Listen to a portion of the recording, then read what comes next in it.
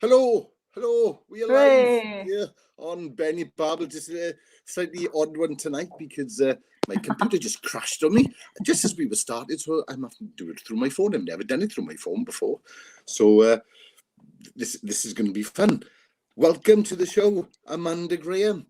I, It's I, good to I see had you, I had a Benny. nice little thing to all fit up, but it's thrown me. So let's just throw ourselves into it. Well, do you know what I say? Why not just honor Succession? Because that handheld cam, that is the way to go, right? That's what everybody's doing. That's what the hottest shows are doing. So you're just going with the flow. That's Well, all you're doing. I'm always with the trends. I'm with all the trends. I am not. So this is a new thing for me. I just fluke it most of the time.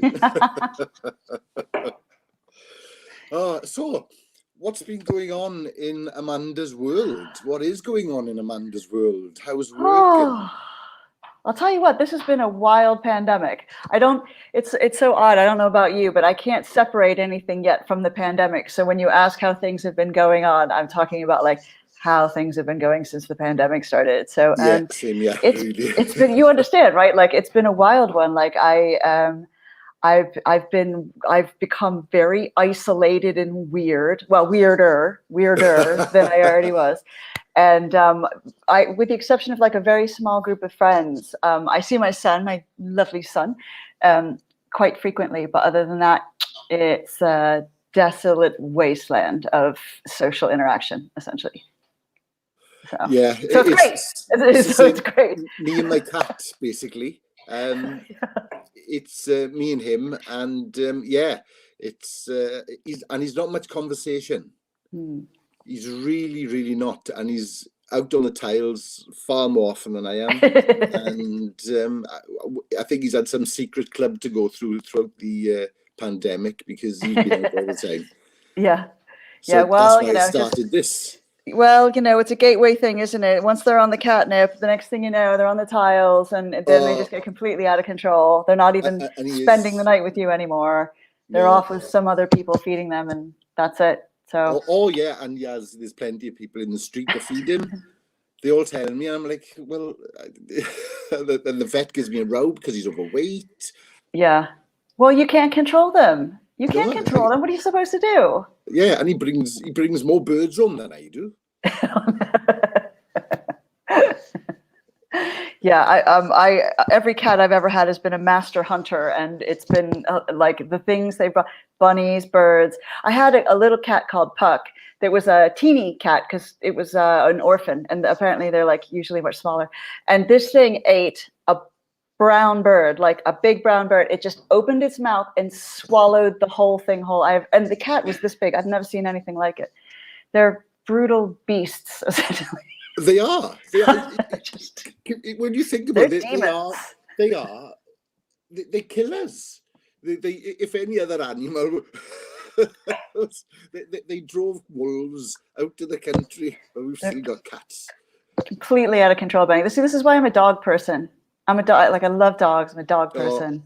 I had a dog for 12 years, Oh and I just haven't been able to replace him since. no, they're just such pure souls. You know what I mean? I saw a video that was making the rounds on Twitter yesterday, and this girl had lost her dog for like I don't know something like 30 days or something, and they thought they had found the dog, and she goes to the shelter and she's really excited, and the dog runs through the door, leaps on her, and is just all over her, and that's what you want, isn't it? Like whether it's a dog, whether it's a person, Yeah, you just kind of want that kind of unquestioning adoration. That's all we're looking for, really. yeah, and the cat just looks at me as, "Are you going to feed me or what?" And that's the only thing he looks at me. Yeah, Yeah, enough to. one day I will get a dog. I will get a dog one day. So right, work, yes. Yes. So writer, producer, Yeah. comedy. But Yeah. you're a bit like jack of all trades really in the entertainment world. Master of none as well.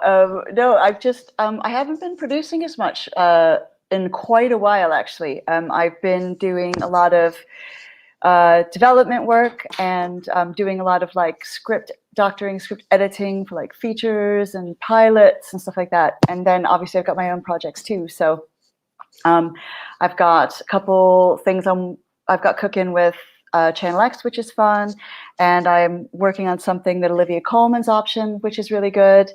And I've got like an incredibly cool, I'm very, very lucky to have this incredibly cool partnership with Tristram Shapiro, who is my comedy directing god. When you're working with people who you love so much, it's like you're just bursting all the time. So Well, yeah, it's it's been a work, bit mad. It's what we love doing. Now, are you like, because what are you doing? You're like, you've got the podcast. I see you all the time on social media doing all kinds of stuff. Yeah, well, I started the podcast at the big. I think it was 6 months into the pandemic, because I had to do something, and then I left to go for a bit, and then I've started back. But I'm doing a bit of gonna go out this year and do some stand up on my own. Okay. Yeah. All right. How are you feeling about that? Yeah, as Elvis. Okay. As Elvis, but no band, just me and my ukulele. Okay. And I still can't play it, but never mind. That adds to the comedy, I suppose. Yep. So have you got your set settled and sorted? And do you know which venue you're going to choose? Are you going to do some recce's first? What are you going to do? There's a few open night mics, and I'm gonna sort of invade them first. See, and have some tryout and just see how it goes from there, really. Nice. But, and then and just see how it goes. So I've done it twice, and they were both totally off the cuff. I was thrown into both of them, and they both went okay. And it was like, oh, right, okay, well, maybe I can do this on my own. I don't need to band behind me. I can. So I thought, bugger it. Yeah, so that's my plan this year. And writing a sitcom. Nice. Two some really good friends. That's what I'm doing. After speaking to you, we're having a sitcom meeting. And very cool. Yeah, and then I just finished. Well, we finished it back in November. Dad, the little film that I made. So and I want to just trying to be as creative as possible, really, at the moment. Because you got to get it. I mean, obviously, I understand why like a lot of people are having a really difficult time. You know what I mean? Like getting the kind of creativity out. But if the muse is there, then you've got to take it and run with it, don't you? Oh, totally. And I've always been is there, just jump in, and that's how I've learned everything, really. It's like, can you do this? Yeah, come on then. Sure, yeah, why not? Yeah, why not? Yeah, I'll have a go with that. It's done me well so far. Well, that's the thing. I mean, I can't even remember who was the one who said it. I think it was my friend who I won't name, but who was one of my favorite people in the world. And honestly, I have never seen somebody. She's got like crazy audacity, you know what I mean? And like she will say yes to anything. So she would say yes to a shoot. She's never touched the camera before. She's never seen it. And then she'll just get the camera like 2 days early, spend the weekend playing with it, and then she's filming, a documentary with a baby strapped to her, a couple days later. It's like for an international documentary. It's insane. Like you got to have friends like that, I think, that just make you go, oh, the world doesn't collapse if I try something that I'm not quite sure about or whatever. You need to have friends like that. Oh no, I totally agree with you, because it gives us inspiration as well. Because I can do that. Why can't I do it? Yeah, I can. Let's at least have a go anyway. Well, that's the thing. And I talk to because like in my networking sessions, I'm talking to my attendees about the difference between like confident people and people who are like a little bit scared and a little bit, whatever it is that confident people know that even if they completely fuck up, that the sun's going to come up the next day. You know what I mean? And they'll probably still be in one piece, and they're just, they know that. So, and that's all it is, because then you're willing to take the chance. Because, It is, like, what's the worst that happens? exactly. And well, the worst thing we can do is not do it. Yeah. Really. So it's, throw ourselves in and say, I'll have a go. And I've done loads and fallen flat on my ass. but that has given me more confidence than to actually to do more, really, because it's like I've learned every time I've fallen down. I got plenty of bruises, but I've it's get back up and learn from what you did and do it again.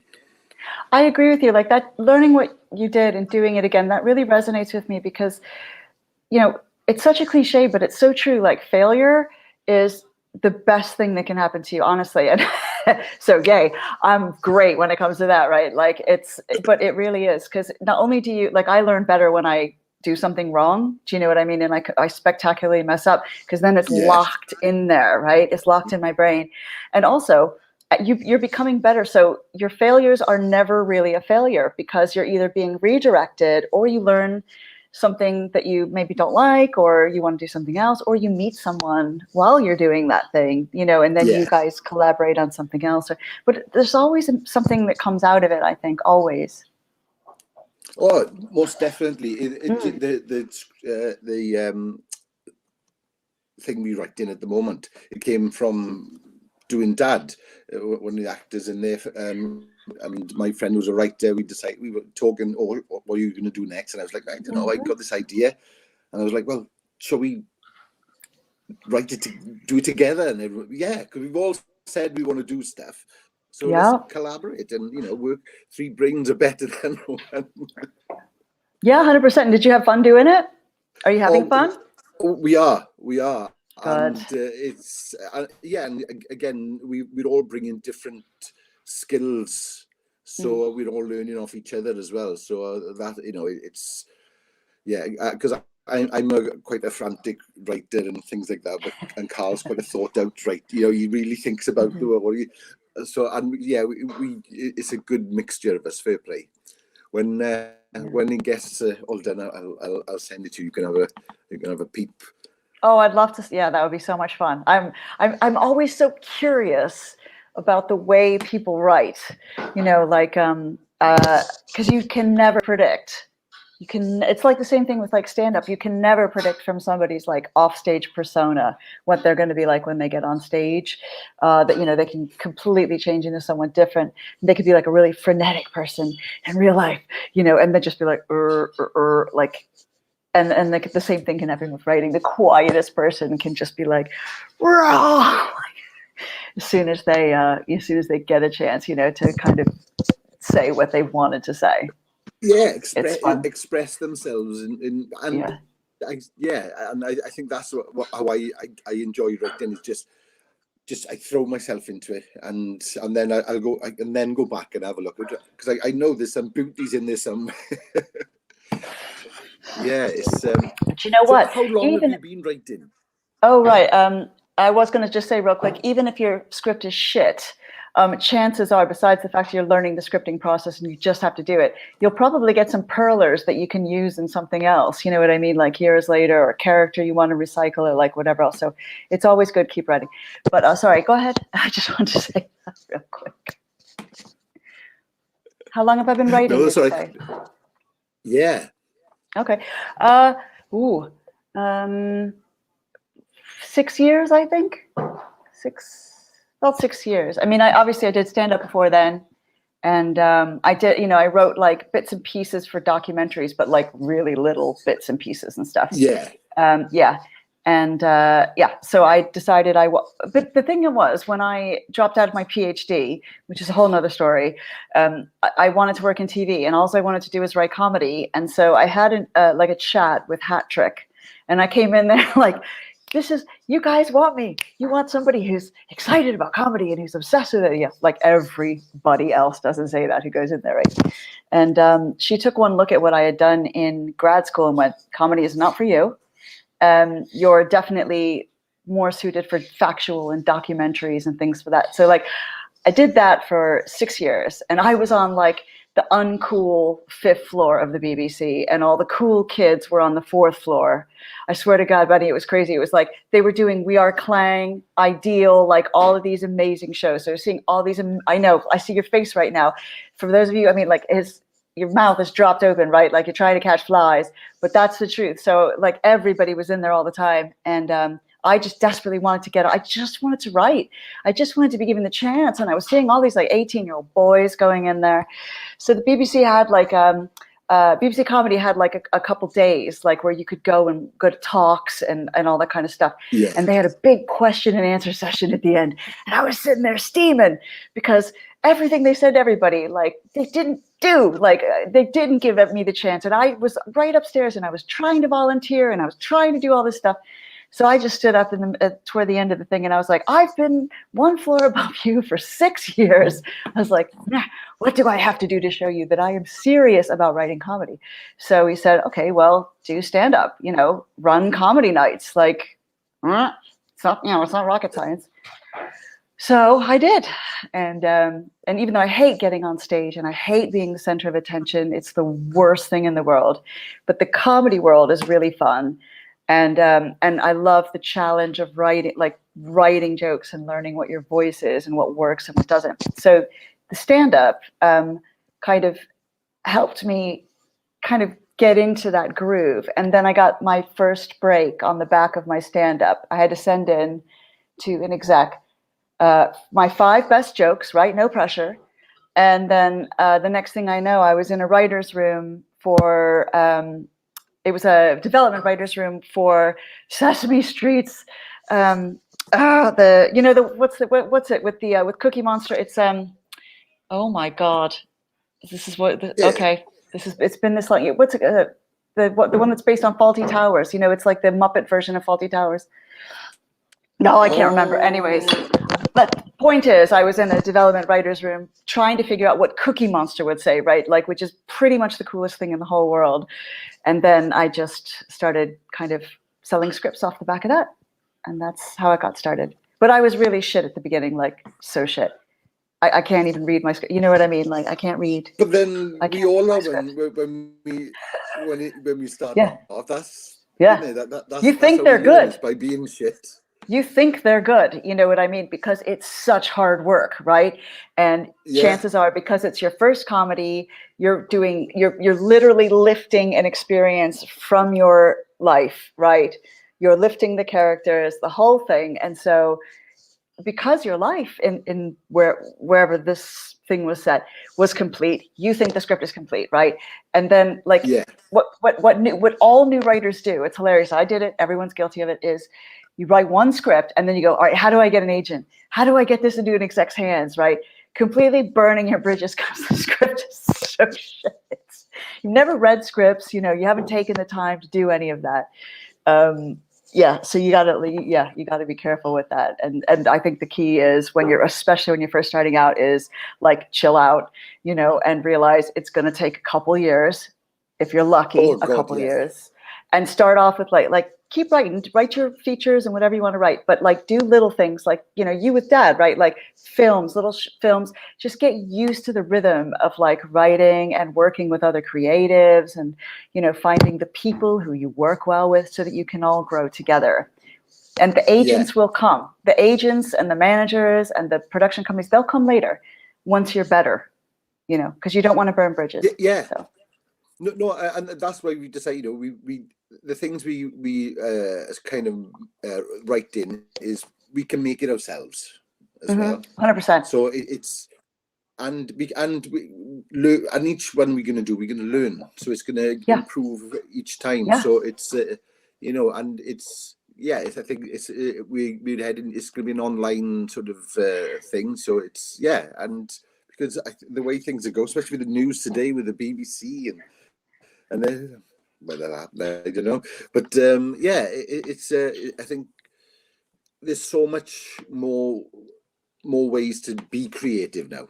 I think we're quite lucky because, especially with the internet and things like that. Oh God! Where when we were younger, it was like it's you got to go and meet, go and and scratch that back and do that job Mm-hmm. and do that job until you get there. But and then you see, I look at them now on TikTok. What are they doing? Yeah, do you know what? I It's love that point.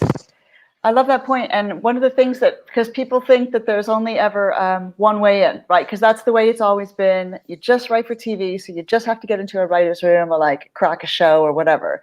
But in this day and age, I just read on Twitter yesterday, there was one of the writers in our writing community had a rejection letter, and it said right on the letter, look, we can't publish a book of yours if you haven't got any kind of online presence, or because you won't have an audience, you know what I mean? So what they're doing now, because I have to do a lot of like talking to writers who are in development and producers and execs, and what the focus has been shifting to over the past, say, 2 years, I'd say, is a shift towards already existing IP, right? So what that means is already existing books, comic books, podcasts, blogs, anything like that, because they want to make sure. Now, this doesn't happen. It's not all the time, but it's a lot of the time this is shifting toward.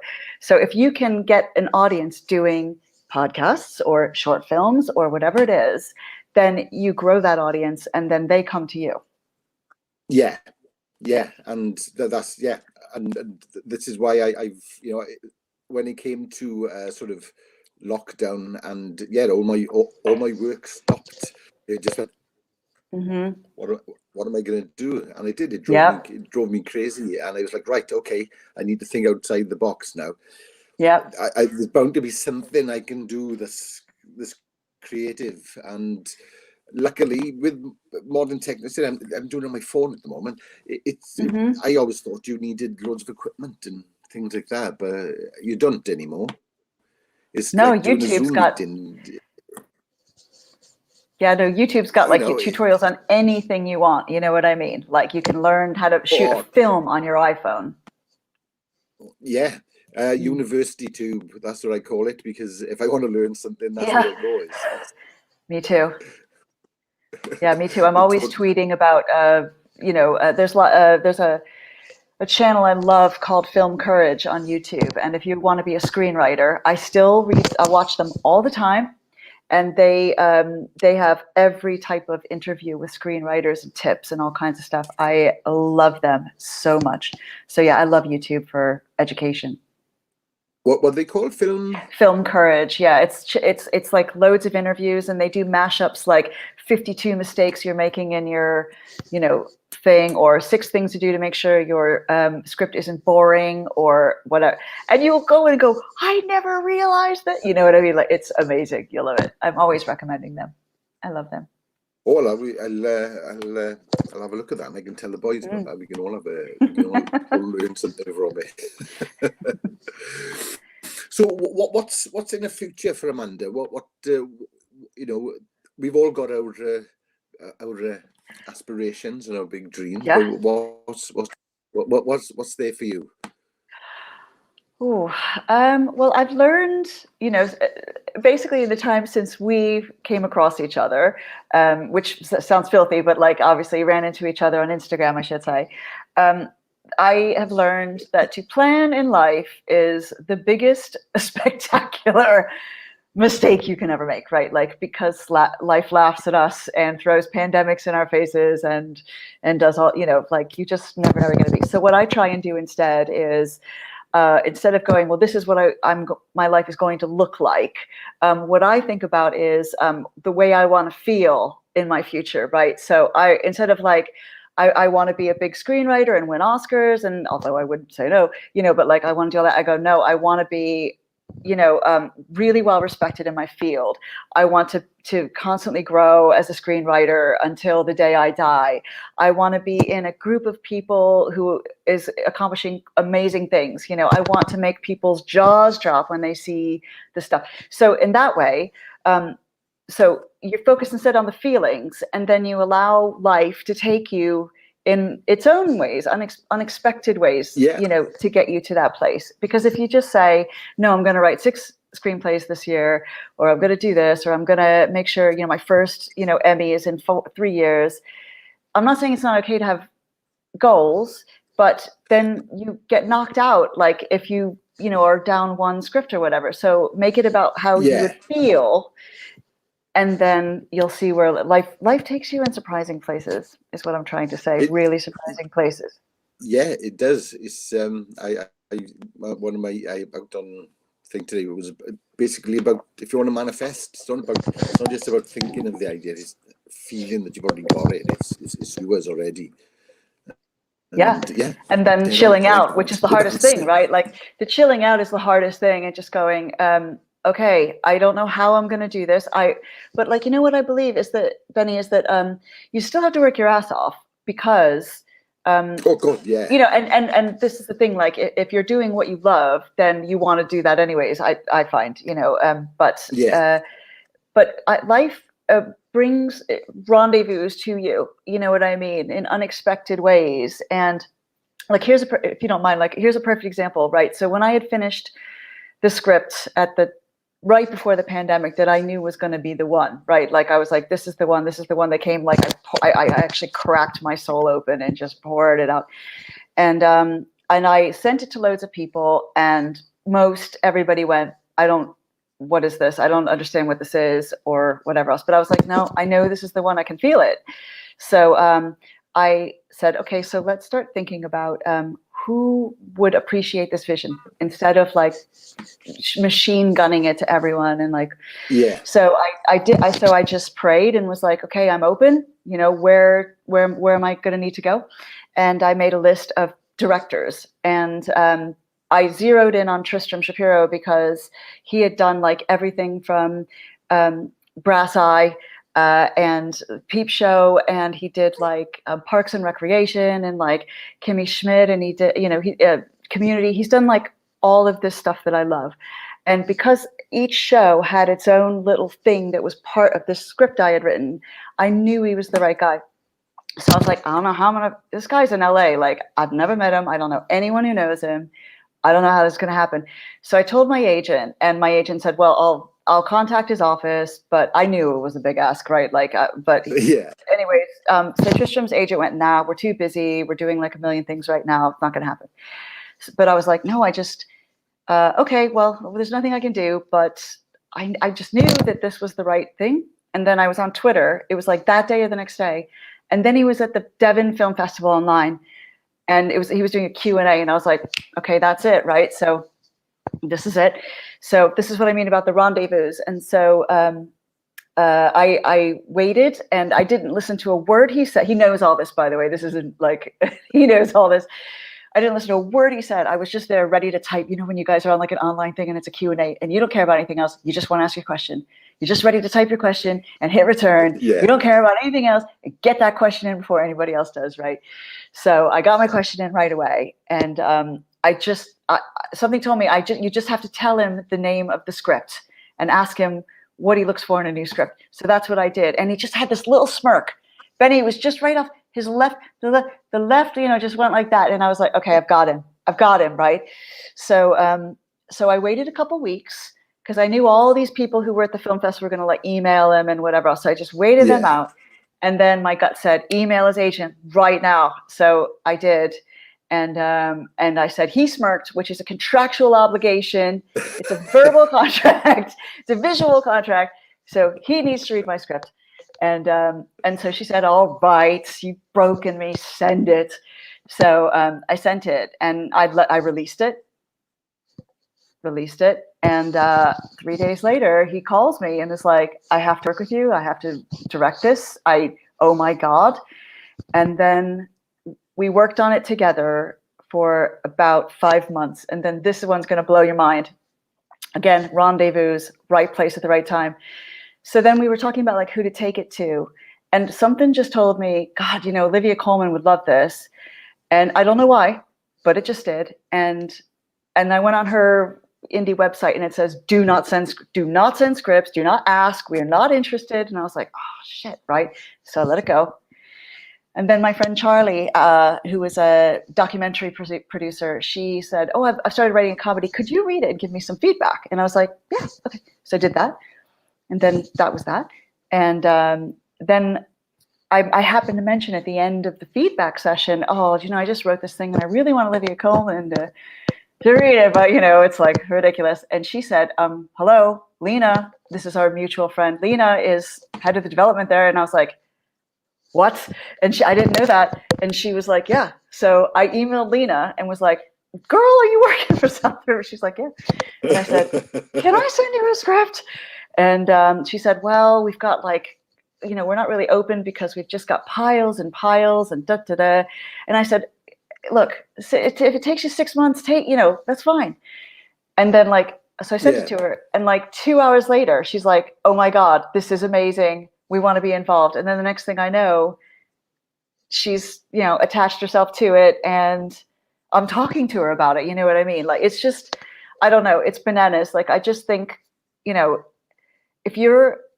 it's the hardest thing to be confident in the universe. It really is, because we know what it's like to get screwed over, right? And we know what it's like to be hungry or screwed over, or somebody breaks our heart or whatever else, right? But if you could just listen to the inside and be willing to let it go and just go, keep your eyes open, because the opportunities are out there. They will be handed to you on a plate as long as you're willing to do the work. Sorry, that was a huge long thing. Yeah, you got to put the. No, but it's true though. It's totally true. You have got to put in the legwork, and it's just and it's having that faith in what you're doing. Yeah. So you believe in it, and it's and most people are afraid to take that step, and it's the best. It's once you've taken that first step. Second, it's like learning to jog, really, isn't it? Yeah. When you first start, you're rubbish. But more we go, we'll be running marathons before we know it. Yeah, 100%. And the whole thing is that and this is a tough thing to kind of get your head around, but especially at first. Les Brown, I love. He's one of my very favorite motivational speakers. I think he's amazing. And he talks about, especially when you're first starting out and you're not good yet, you can't expect people to care about your dream. It's your dream. You know what I mean? And you have to kind of be in the wilderness for a while. You understand this, people are saying no, they don't care, they don't want to be involved. You're asking for loads of collaborations and everyone's too busy or whatever else. And that's because you've just got to spend that time in the wilderness to figure out who it is and what you want to say and whatever else. And then your audience will come once you figure out who you are and what you're doing. Yeah, it is. And and I'm going through that at the moment.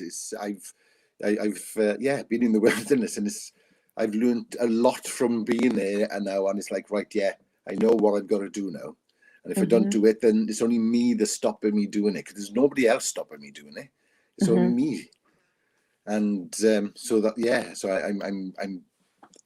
I'm 50 this year. I know. So, I had the big 50 in December, so I feel you, brother. I really do. You can do it though. There's nothing stopping you from doing that. You know what I mean? There's nothing No. Well, 50's the new 40, really, isn't it? It better be. Jesus. Don't tell anyone in LA that. They think we're all walking around with walkers and shit, No, I don't mean that in an ableist way. I mean that in an old age way. Yeah, I know what you mean. Yeah, they really do think you're geriatric. It's hilarious. Well, when I was I don't know, 20, even 15, 16, with my teens, when I thought of somebody being 50, they were old. Oh, well, my grandparents were that old when I was teenager. You know what I mean? So of course, you think grandparents, you think old. So yeah. Yeah. But I don't think any of us. I'm a grandparent now, and there you go. It's weird. Don't you ever go, but I'm 19 on the inside. I'm just a very wise, kind of fat 19-year-old. Yeah. I remember one of my friends. The best quote, the best thing he's ever said. Somebody asked me how old I was, and he turned around before I had a chance, and he went, "He hasn't. He's just blind." What did he say? I missed you. Thank you very much. What did he guess? He said, "He hasn't got an age. He's just errant." And I thought, Oh, I like that. I Yeah, like I that too.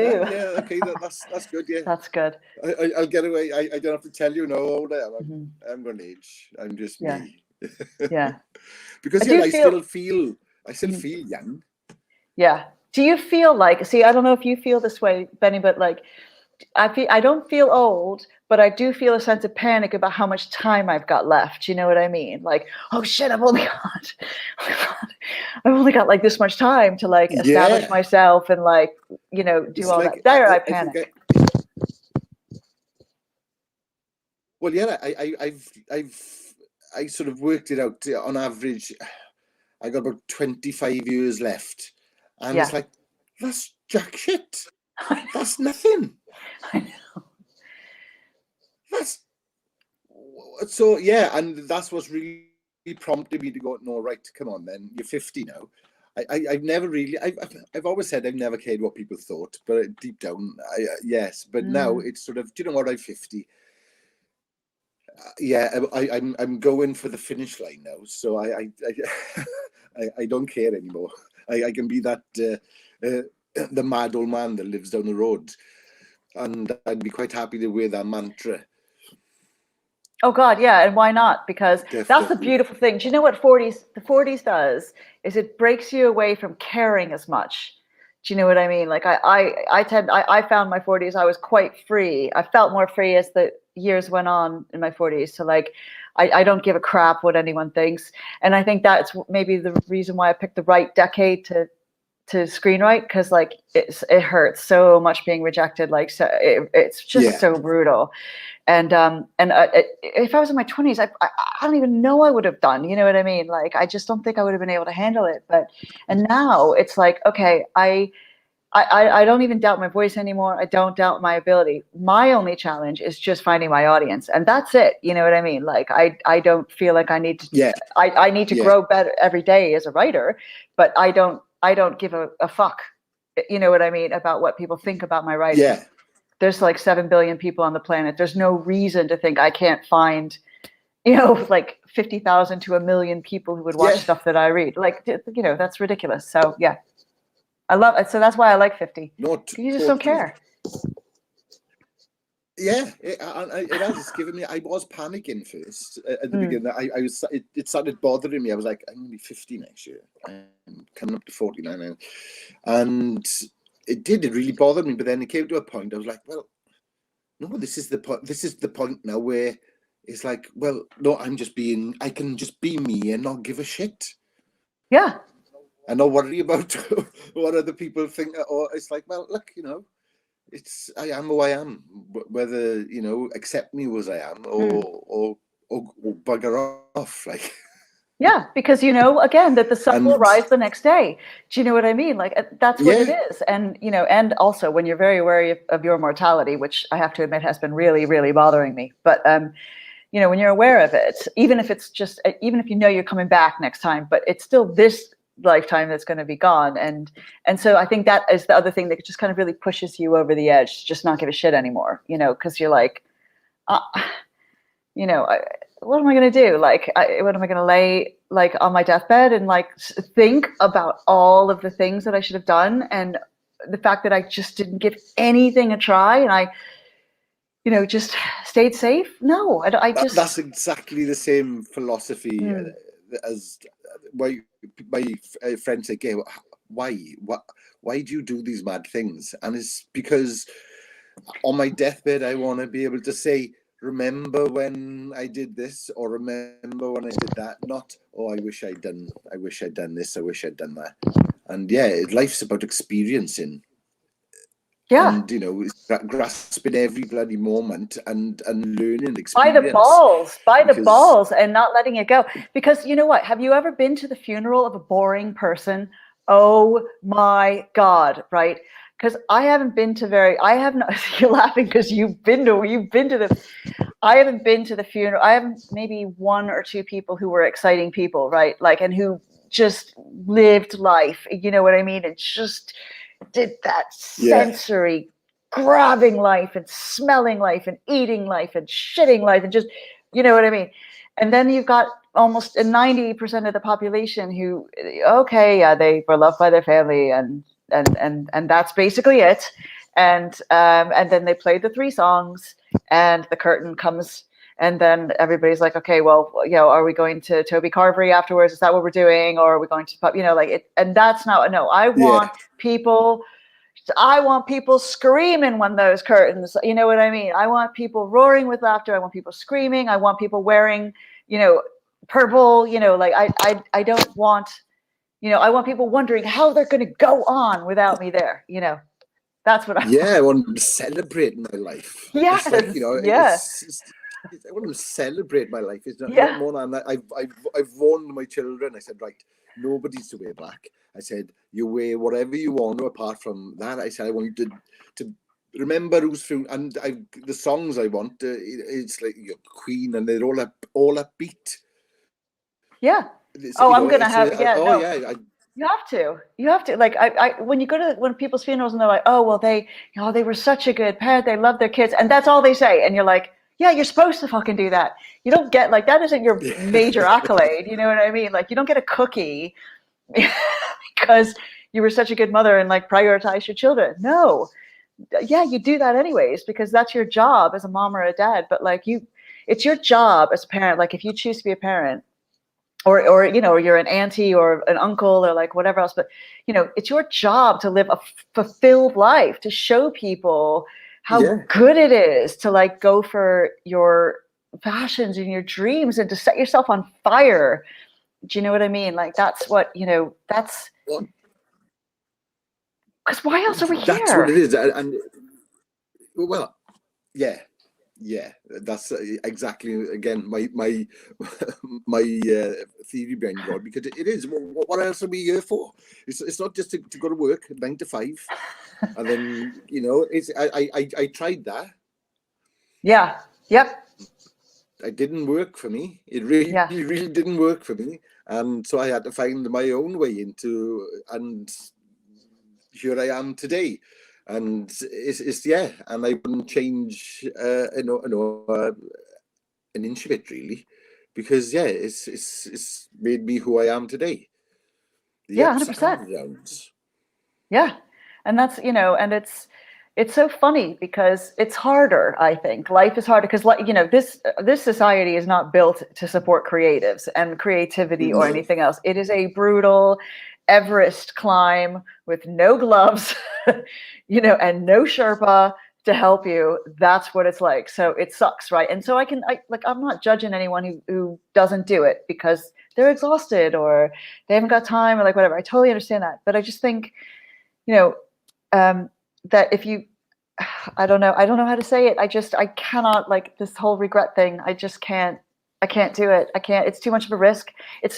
It's too much of a risk to live the life of quiet desperation and, and go to your deathbed just going, oh my God, why didn't I, when you see those nurses who go 10 things that old people say before they die. And it's never, I wish I hadn't quit my job and gone surfing for 5 years. They never say that shit. They say like, they say like, I should have asked that girl out, man. And I shouldn't, they say all that kind of stuff. So I don't know. It's harder. We're generally more poor. There's a lot less security, which does kind of mess us up in a lot of ways. It does, like the whole, it does. The rejections and the whole like, oh, I don't know how I'm paying my bills next month. This is going to be fun. That does mess you up, but it's such a rush when you get the good stuff. But it's I still go through those days. Yeah, no. Like, all right, okay, I can. But I know that it's not going to be like that all the time, because when work comes in, then it's there. It's just and at the moment it's just everyone's having. I've come to terms with it at the moment. Everyone's having it. It's not just me. It's not personal. It's not against Geraint, or it's the way just the world is, isn't it? Really, and.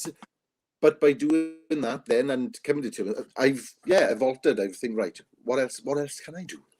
There's literally nothing else you can do. And there isn't anything else. All I can do is what I am. And Yeah. it's like, right, okay, then I've got to go out and I've got to do more of that. Yeah. And I'm not going to get it in the living room.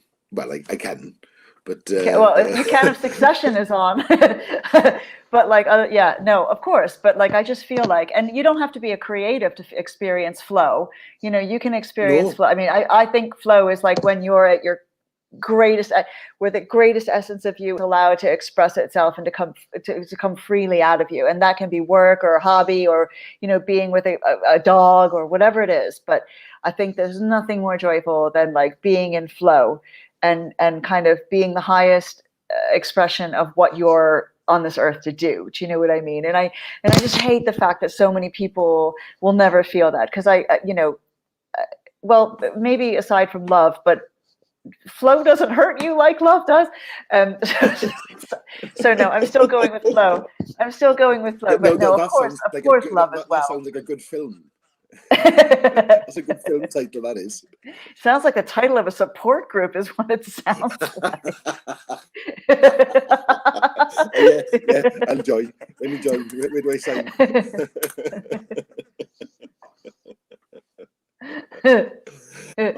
I've really enjoyed tonight, man. Yeah, it's really fun. Do this again. Yeah, anytime. Really I always, like yeah, it's always a pleasure to chat with you, hon. Yeah, and it's been ages since we chatted last. So yeah, definitely. It's been like years, right? Like something stupid like years, I think.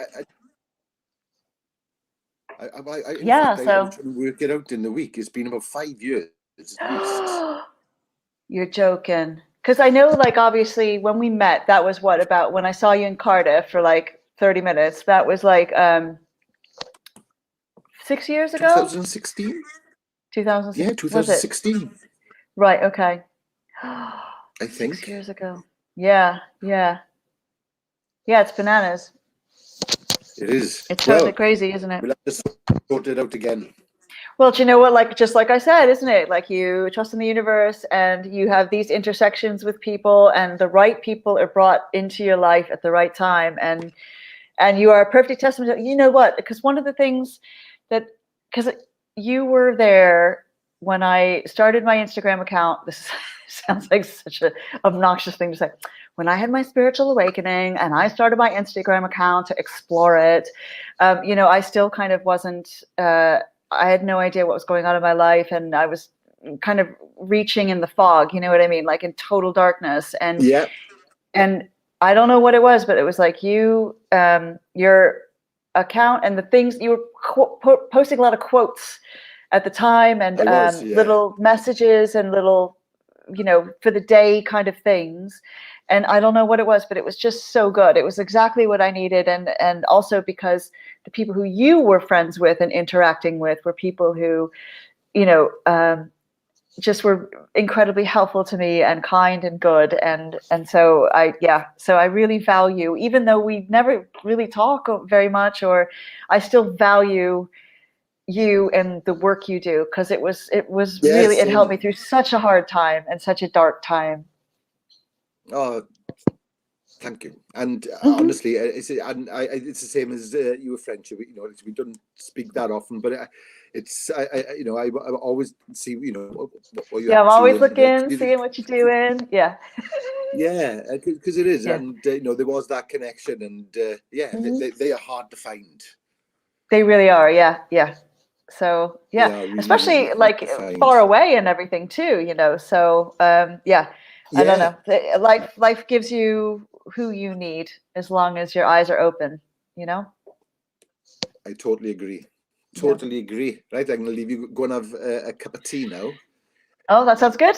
Yeah, I'm going to watch. I'm watching season 7 of 24 with my son. So you know, like he's just. What is it?